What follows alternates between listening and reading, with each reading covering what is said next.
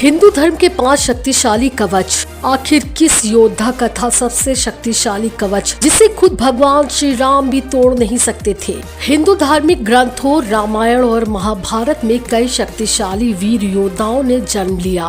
कुछ तो स्वयं देवताओं के अंश अवतार भी थे। साथ ही रामायण और महाभारत में हमें कई सारे दिव्यास्त्रों शस्त्रों का उल्लेख भी मिलता है। लेकिन एक ऐसी दिव्य वस्तु थी जो केवल रामायण और महाभारत में केवल 5 ही योद्धाओं के पास मौजूद थी, और इस दिव्य वस्तुओं को शक्तिशाली से शक्तिशाली दिव्यास्त्र भी नहीं भेज सकता था।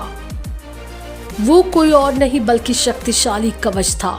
तो चलिए जानते हैं कौन थे वो 5 शक्तिशाली योद्धा जिनके पास शक्तिशाली कवच मौजूद था, जिसकी शक्ति इतनी ज्यादा भयंकर थी कि कोई भी दिव्यास्त्र से भेद नहीं सकते थे। 5वें स्थान पर है दुर्योधन को मिला गुरु द्रोण का अमेघ कवच। कहते हैं कौरवों ने भीष्म पितामह की मृत्यु के बाद सेनापति का भार द्रोणाचार्य को सौंपा। द्रोणाचार्य को संदेह था कि अर्जुन और श्री कृष्ण दुर्योधन को घायल कर बंदी बना सकते हैं और महाभारत युद्ध खत्म कर सकते हैं। इसीलिए उन्होंने एक कवच प्रदान किया था, जिसका वर्णन हमें महाभारत के द्रोण पर्व अध्याय 103 श्लोक 20 से 40 के बीच मिलता है, जिसके मुताबिक अर्जुन रथ पर आरोह होकर अपने गांडू पर बाण चढ़ाकर दुर्योधन की तरफ बढ़े और एकाएक 14 बाण दुर्योधन की तरफ मार डाले, जो सीधे दुर्योधन के कवच पर जाकर फिसल गए। उन्हें निष्फल हुआ देख अर्जुन ने पुनः 14 तीखे बाण चलाए, परंतु वो भी कवच पर जाकर अभेद हुए और कवच से फिसल गए। अर्जुन के चलाए हुए उन 28 बाणों को निष्फल हुआ देखकर श्री कृष्ण ने उनसे इस प्रकार कहा, हे पार्थ, आज तो मैं परस्पर खंडों के चलने के समान ऐसी बाढ़ देख रहा हूँ जिसे मैंने पहले नहीं देखा। तुम्हारे चलाए हुए बाण कोई काम ही नहीं कर रहे हैं। हे भरत श्रेष्ठ, तुम्हारे गांडियों की शक्ति पहले जैसे ही है ना? तुम्हारी मुट्ठी और बाहुबल भी पूर्वता है ना? आज तुम्हारी और तुम्हारे शत्रु की अंतिम भेंट का समय नहीं आया है। हे कुंती नंदन, आज युद्ध स्थल में दुर्योधन के रथ के पास निष्फल होकर गिरे हुए तुम्हारे इन बाणों को देखकर मुझे बहुत ज्यादा आश्चर्य हो रहा है। पार्थ, वज्र और अश्वनी के समान भयंकर तथा शत्रुओं के शरीर को विदीर्ण कर देने वाले तुम्हारे ये बाण आज कुछ काम नहीं कर रहे हैं। ये कैसी विडंबना है। ऐसे में अर्जुन बोले, हे माधव, मेरा तो ये विश्वास है कि दुर्योधन को द्रोणाचार्य ने अमेघ कवच दिया है जिसमें अद्भुत शक्ति स्थापित है। हे माधव, इस कवच के भीतर तीनों लोकों की शक्ति सुसज्जित है। एकमात्र आचार्य द्रोण ही इस विद्या को जानते हैं और उन्हीं से सीखकर मैं भी इसे जान पाया हूँ। इस कवच को बाणों द्वारा विद्यहीन नहीं किया जा सकता है। हे गोविंद, युद्ध स्थल में साक्षात्कार देवराज इंद्र अपने वज्र से भी इसका विद्वारण नहीं कर सकते। महाभारत के द्रोण पर्व अध्याय 103 में वर्णित इस कवच की गाथा ये साबित करती है कि दुर्योधन को द्रोण द्वारा एक शक्तिशाली कवच प्रदान किया गया था, जिसे बाद में अर्जुन ने तोड़ भी दिया था। 4थे नंबर पर है अभिमन्यु को मिला अर्जुन का वीर कवच। जिस प्रकार द्रोणाचार्य के पास कवच का ज्ञान था, ठीक उसी प्रकार उनके सबसे प्रिय शिष्य अर्जुन के पास भी एक ज्ञान मौजूद था। अर्जुन ने ही अभिमन्यु को वीर कवच प्रदान किया था। महाभारत के द्रोण पर्व अध्याय 48 में इसका उल्लेख भी मिलता है। महाभारत युद्ध के 13वें दिन अर्जुन युद्ध भूमि से दूर थे। ऐसे में गुरु द्रोण ने युधिष्ठिर के लिए चक्रव्यूह की रचना की, लेकिन अर्जुन पुत्र अभिमन्यु चक्रव्यूह भेदना तो जानते थे, लेकिन उससे निकलना तो नहीं। अंदर घुसते ही अभिमन्यु ने कौरव सेना को मार गिराया, जिसमें दुर्योधन का पुत्र लक्ष्मण भी मारा गया। अभिमन्यु एक वीर योद्धा की तरह लगातार चक्रव्यूह को भेदते जा रहे थे। अभिमन्यु वीर योद्धा की तरह आगे बढ़ते जा रहे थे और सबका विनाश करते जा रहे थे। उसे देखकर द्रोणाचार्य के पास ही खड़े अभिमन्यु के बाणों से घायल हुए कर्ण ने कहा, हे द्रोण, आखिर हमारे कोई भी बाण अभिमन्यु का कुछ क्यों बिगाड़ नहीं पा रहे हैं? द्रोणाचार्य ठहाका मार हंसते हुए धीरे धीरे कर्ण से बोले, हे कर्ण, अभिमन्यु का कवच अभेद्य है। ये तरुण वीर शीघ्रता पूर्वक पराक्रम प्रकट करने वाला है। ये वीर कवच है। मैंने इसके पिता को कवच धारण करने की विधि बताई थी। क्रोध में भरे हुए महारथी इसके छिद्र को नहीं देख पाते हैं। इसे धारण करने वाला शीघ्रता पूर्वक हाथ चलाता हुआ अपने महान बाणों के संपूर्ण दिशाओं को व्याप्त करता है। मैं युद्ध स्थल में गांडीवधारी अर्जुन और इस अभिमन्यु में कोई अंतर नहीं देख पा रहा हूँ।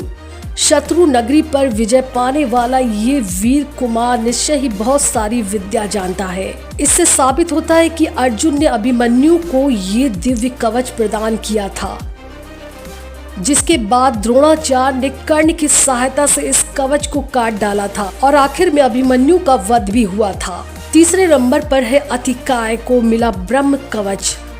अतिकाय रावण और उसकी दूसरी पत्नी धन्यमालिनी का दूसरा पुत्र था।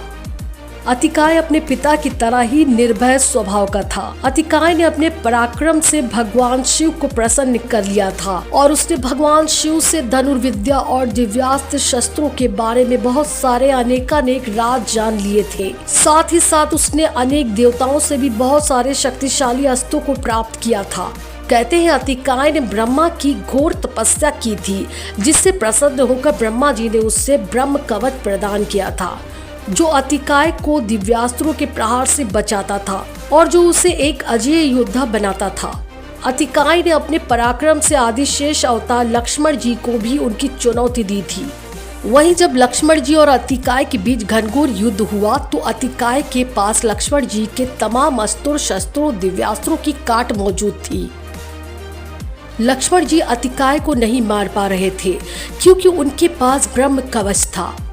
ऐसे में विभीषण के बताने के तत्पश्चात लक्ष्मण जी ने अतिकाय पर ब्रह्मास्त्र चलाया था, क्योंकि अतिकाय का ब्रह्म कवच केवल ब्रह्मास्त्र से ही काटा जा सकता था और इसी से अतिकाय का वध भी संभव हो पाया था। इस बारे में संपूर्ण जानकारी आपको रामचरितमानस और वाल्मीकि रामायण में अवश्य मिल जाएगी।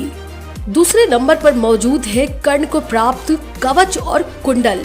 जब भी महाभारत का जिक्र होता है तो दानवीर कर्ण का नाम अवश्य लिया जाता है। कहते हैं कर्ण माता कुंती और सूर्यदेव के अंश से जन्मे थे। इनका जन्म एक खास कवच और कुंडल के साथ हुआ था और ये कवच और कुंडल अमृत से निर्मित था, जिन्हें पहनकर उन्हें दुनिया की कोई भी ताकत हरा नहीं सकती थी। कवच और कुंडलों को कोई भी बाण अस्त्र शस्त्र दिव्यास्त्र या हथियार भेद नहीं सकता था। कवच और कुंडल ही थे जिसके कारण कर्ण से अर्जुन की सुरक्षा के लिए स्वयं उनके पिता इंद्र और साथ ही भगवान श्री कृष्ण भी चिंतित थे। वेद व्यास द्वारा रचित महाभारत में स्वयं वेद व्यास भी कर्ण को एक युवा योद्धा के तौर पर प्रस्तुत करते हैं। दरअसल उनके कुंडल उन्हें स्फूर्ति और साथ ही कभी न थकने वाली शक्ति प्रदान करते थे। वहीं कवच उनके दिव्यास्त्रों और शस्त्रों से हमेशा सुरक्षा करते थे और ये उनके शरीर से जुड़ा हुआ था। कर्ण का कवच और कुंडल स्वयं अमृत से निर्मित था, इसलिए कवच के रहते हुए कर्ण को मारा नहीं जा सकता था। वैसे तो अर्जुन ने स्वयं कर्ण को विराट युद्ध में भी परास्त किया था, जब उनके पास दिव्यास्त्र कवच और कुंडल मौजूद थे। लेकिन फिर भी कहते हैं कि महाभारत युद्ध में कवच और कुंडल के रहते उन्हें मारा नहीं जा सकता था, इसलिए यहाँ पर इंद्र और भगवान श्री कृष्ण को छल का सहारा लेना पड़ा। सब जानते थे कि कर्ण बहुत बड़े दानवीर थे और सुबह सुबह स्नान करने के बाद दान दक्षिणा देते थे। ऐसे में इंद्र ने ब्राह्मण का रूप धारण किया और जैसे ही कर्ण उनके समीप आए, उन्होंने उनसे उनका कवच और कुंडल मांग लिया। कर्ण जानते थे कि ये स्वयं इंद्रदेव हैं, लेकिन फिर भी उन्होंने अपने कवच और कुंडल उन्हें दान में दे दिए। इसके बदले में स्वयं इंद्र ने खुशी खुशी उन्हें एक वाष्पीय शक्ति प्रदान की थी, जिसका इस्तेमाल वो एक बार ही कर सकते थे। और महाभारत के युद्ध में आप सब जानते ही होंगे कि छल से ही कर्ण के कवच और कुंडल ले लिए गए थे। अगर कर्ण के पास वो कवच और कुंडल होते तो क्या उन्हें मारा जा सकता था या नहीं, कमेंट बॉक्स में हमें अवश्य बताइएगा।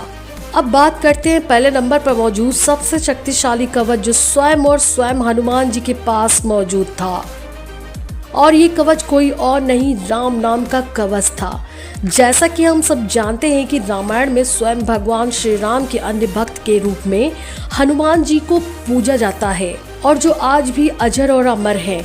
लेकिन क्या आप जानते हैं कि उनके पास भी कई सारे अनेक शक्तियां होने के बावजूद उनकी सबसे शक्तिशाली वस्तु थी, वो कोई और नहीं बल्कि राम नाम का कवच था। कहते हैं कि जब भगवान श्री राम और हनुमान जी का महान युद्ध हुआ था, उस समय भी स्वयं भगवान राम के द्वारा छोड़े गए शक्तिशाली राम बाण को हनुमान जी के राम कवच ने निरस्त कर दिया। इसका वर्णन हमें हरिवंश पुराण में भी मिलता है। दरअसल एक बार राजा ययाति ने स्वयं गुरु विश्वामित्र की निंदा कर दी थी, जिस वजह से गुरु विश्वामित्र बहुत ही रुष्ट हो गए थे और गुरु विश्वामित्र के निर्देशानुसार भगवान श्री राम को राजा ययाति को मारना था। संकट की इस घड़ी में राजा ययाति ने श्री हनुमान जी की शरण मांगकर चतुराई का परिचय दिया। श्री हनुमान जी ने माता अंजनी के आदेश पर राजा ययाति को उनकी सुरक्षा करने का वचन दिया। क्योंकि हनुमान जी महाज्ञानी और चतुर थे, स्वयं गुरु विश्वामित्र के निर्देशानुसार भगवान श्री राम को ययाति को मारना था, लेकिन हनुमान जी को ययाति को बचाना था। ऐसे में हनुमान जी अपने ही आराध्य भगवान श्री राम से कैसे लड़ सकते थे। दोनों ही सेनाओं के बीच में महायुद्ध छिड़ा हुआ था। जब सामने हनुमान जी और श्री राम आए, तब ऐसे में भगवान श्री राम ने कई बार हनुमान जी से कहा कि वो पीछे हट जाएं। लेकिन हनुमान जी अपनी माता को दिए हुए वचन से कैसे पीछे हट सकते थे। ऐसे में वो युद्ध भूमि पर टिके रहे। ऐसे में स्वयं भगवान श्री राम को अपना सबसे भयंकर रामबाण उनके ऊपर चलाना पड़ा। जैसे ही भगवान श्री राम ने रामबाण को हनुमान जी की तरफ चलाया, तभी हनुमान जी ने भगवान राम का नाम जाप करना शुरू कर दिया और देखते ही देखते राम नाम का कवच उनके चारों तरफ स्थापित हो गए, जिसे स्वयं भगवान श्री राम का सबसे शक्तिशाली रामबाण भी काट नहीं पाया। ये देखकर स्वयं भगवान श्री राम, लक्ष्मण जी और विश्वामित्र बेहद ही हैरान थे। इसके बाद युद्ध तो टल गया, लेकिन राम नाम का कवच सर्वदा प्रसिद्ध हो गया। आप भी राम नाम के जाप के इस कवच को अपने चारों तरफ स्थापित कर सकते हैं। तो यही थे रामायण और महाभारत के सबसे शक्तिशाली कवच। आपके हिसाब से इन पांचों कवच में से कौन सा कवच शक्तिशाली कवच था? कमेंट बॉक्स में हमें अवश्य बताइएगा। साथ ही जय श्री राम अवश्य लिखें।